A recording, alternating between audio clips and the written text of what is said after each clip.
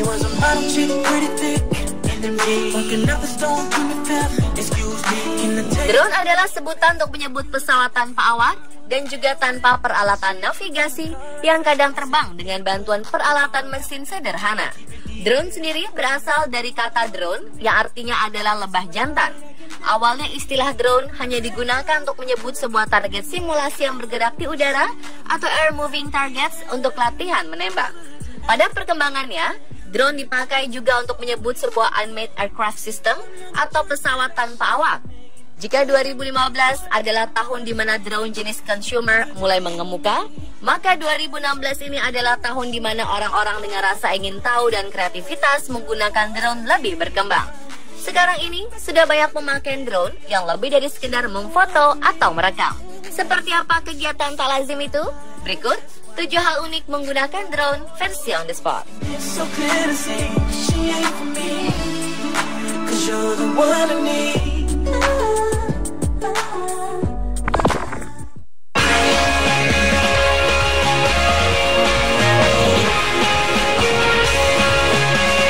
Ujian masuk perguruan tinggi biasanya diawasi ketat. Sampai-sampai di Cina, pesawat tanpa awak alias drone ikut mengawasi kegiatan para peserta. Pemerintah Cina menggelontorkan dana ratusan juta rupiah untuk membeli dan mengoperasikan teknologi tersebut. Mereka mengerahkan drone untuk mengawasi 2 lokasi ujian di kota Luoyang, Provinsi Henan, Cina. Alat ini memantau apakah ada sinyal yang dikirimkan ke perangkat-perangkat yang dibawa peserta ujian. Setiap tahun, jutaan orang di Tiongkok mengikuti ujian yang berlangsung selama 2 hari atau dikenal dengan sebutan Gaokao. Ujian saringan masuk macam SMPTN di Indonesia ini membuat stres dan sangat menentukan arah karir dalam hidup sang peserta. Dalam situasi seperti itu, pastilah ada sebagian peserta yang berusaha berbuat curang dengan menyontek. Aktivitas kecurangan inilah yang bakal dicegat oleh drone. Dilengkapi peralatan khusus, drone yang terbang 500 meter di atas lokasi ujian bisa mengendus apabila ada sinyal radio yang dipancarkan. Lokasi sinyal radio lantas diteruskan ke staf pengawas yang memegang tablet untuk kemudian ditindaklanjuti di arena ujian. Mereka yang cukup sial kepergok menyontek bakal dilarang mengikuti ujian ini selama 3 tahun. Anggota komplotan yang membantu memberikan jawaban dari luar bahkan bisa menghadapi tuntutan pidana sesuai hukum yang berlaku di Cina.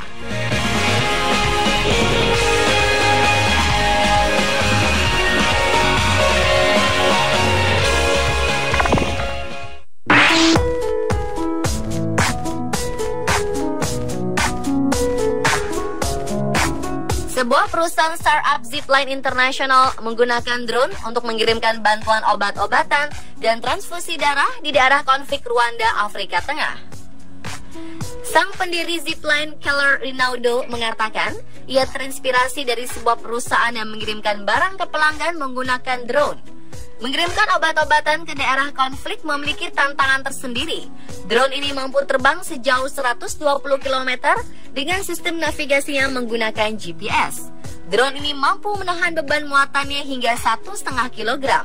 Nantinya pesawat drone itu akan menjatuhkan parasut berisi obat-obatan ke zona pendaratan. Diketahui, biasanya wanita Afrika mengalami pendarahan ketika melahirkan bayi. Saat itulah mereka sangat membutuhkan transfusi.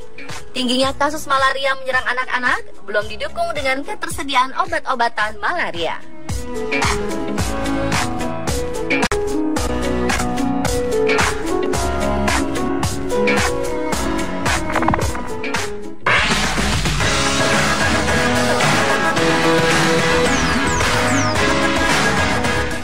Semua pasti sepakat bila ada yang mengatakan drone bisa dipakai untuk memotret hingga mengantar barang. Tapi benarkah jika ada yang mengatakan bahwa pesawat tanpa awak ini dapat dipakai untuk memancing? Ternyata benar. Setidaknya hal itu dibuktikan dengan percobaan dan pengalaman Jaden McLean, Brody McLean, dan Baron Leo dari Sea Ulcer Aerial Media. Ketiga pria ini membawa sebuah drone ke pantai di kawasan Finglehead, New South Wales, Australia. Mereka lalu memakainya sebagai alat bantu memancing ikan di kawasan itu. McLean memasang umpan ikan yang terkait di alat pancing pada drone yang mereka bawa. Selanjutnya, pesawat tanpa awak ini diterbangkan ke tengah laut. Kamera yang terpasang di drone dipakai untuk memantau lokasi ikan berkumpul. Setelah terlihat segerombolan ikan tuna sedang melintas, McLean kemudian melepaskan umpan yang sudah dikaitkan pada drone tersebut sehingga jatuh tepat di atas gerombolan ikan. Seekor ikan tuna langsung menyantap umpan.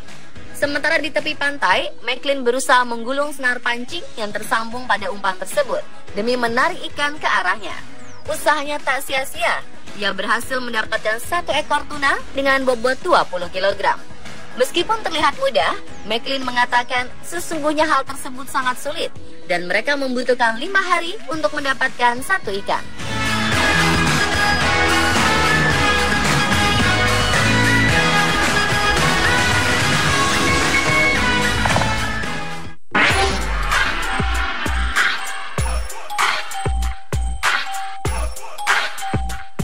Drone ternyata juga bisa dipakai para pengusaha untuk melayani pelanggan.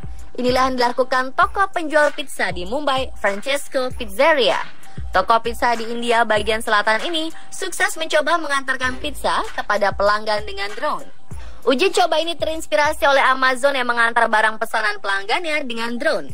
Cara ini dipilih untuk menyiasati kemacetan jalan sehingga pesanan tiba tepat waktu.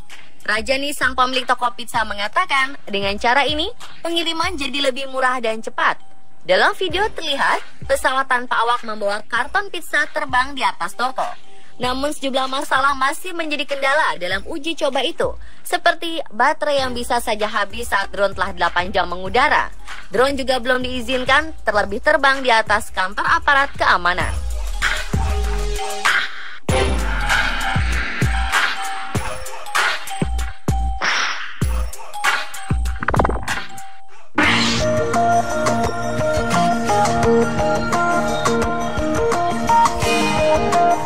Beberapa restoran terkenal di Singapura dan warung makanan ditutup dalam beberapa bulan terakhir karena kekurangan tenaga kerja dan biaya sewa yang tinggi.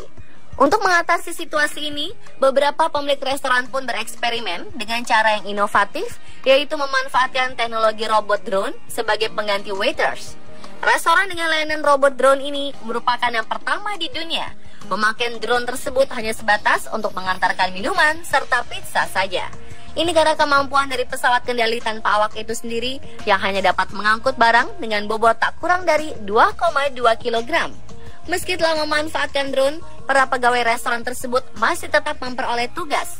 Hal tersebut dikarenakan drone hanya bertugas untuk membawa makanan dan minuman pesanan dari dapur menuju ke area makan.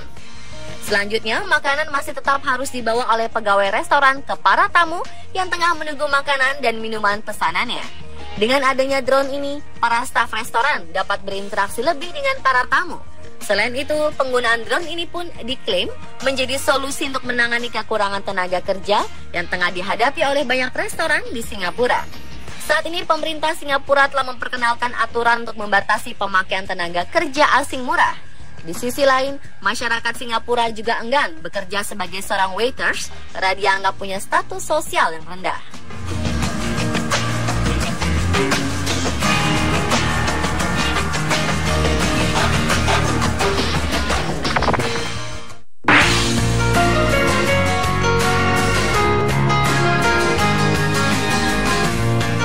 Seiring dengan kemajuan teknologi, ada banyak hal kreatif yang bisa dilakukan untuk membuatnya tampil lebih unik dan out of the box. Contohnya seperti yang dilakukan oleh sebuah keluarga di Oregon, Amerika Serikat. Sang ayah Carl melakukan sebuah ide cukup gila dan unik untuk mencabut gigi anaknya yang masih berusia 5 tahun, bernama Ariana Schreiner. Disebut unik karena sang ayah mencabut gigi anaknya dengan menggunakan drone. Si ayah mengikatkan sebuah benang tipis dan panjang ke gigi Ariana dan kaki drone, kemudian drone diterbangkan dan dengan mudah mencabut gigi Ariana. Sang ayah rupanya ingin mengabadikan momen pencabutan gigi ini dengan cara yang berbeda. Lucunya, Ariana tetap tertawa tanpa merasakan sakit ketika drone telah mencabut giginya. Meski begitu, hal ini tentu tidak disarankan untuk dilakukan sembarangan tanpa pengawasan profesional ya.